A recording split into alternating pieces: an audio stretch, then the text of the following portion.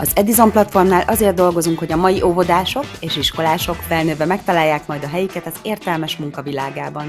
Ma Magyarországon vannak olyan cégek, akik felelősséget vállalnak és aktívan tesznek a gyerekek jövőjéért. Ők a menő cégek.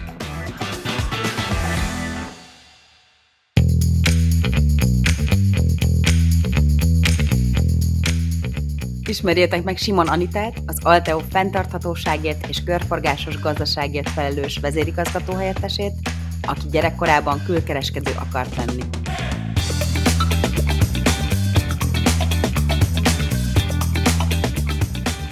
Ha mondjuk kicsit előreugrunk az időben, és talán lehet, hogy nem így volt, az elbizonytalanodó tinédzserkori, 16-18 éves kori önmagadnak most azt mondanád, hogy ne aggódj, Anita, az Alteo fenntarthatóságért és körforgásos gazdaságért felelős vezérigazgató helyettese leszel, akkor az milyen érzés lett volna a tini korodban ezt meghallgatni? Nagyon izgalmas, mert én mindig is egy nagyon tudatosan készültem arra, hogy valahogy többet szeretnék elérni, és azt gondolom, hogy ha gimnazista koromban mondod ezt nekem, akkor lehet, hogy megmosolygom ezt a titulust, fogalmazzunk így. Az biztos, hogy nem gondoltam, hogy én a fenntarthatósággal, hulladékgazdálkodással fogok foglalkozni, de azt igen, hogy nagy álmaim vannak. Ez a kíváncsisággal fűszerezett hosszú távú szemléletmód, ez mennyire van meg a vezetőkben, és ez a fajta szemlélet, ami fenntarthatóságot is nagyon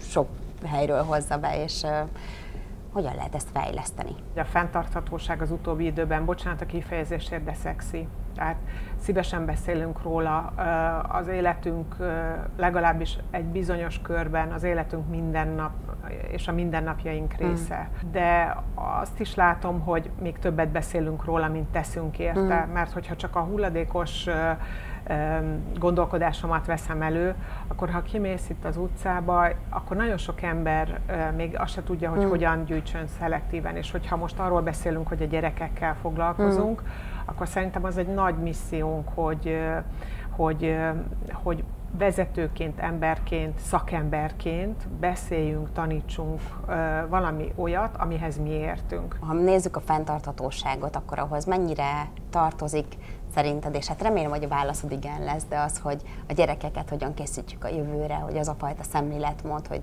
10-15 évben gondolkozunk, előre tekintünk, arra próbálunk készülni, amit ma még nem látunk, de reméljük, hogy tudjuk jó irányba befolyásolni. Minél több impulzust kell adni a gyerekeknek ahhoz, hogyha felnőtté válnak, akkor el tudjanak igazolni nem csak a munkában, hanem a világban is.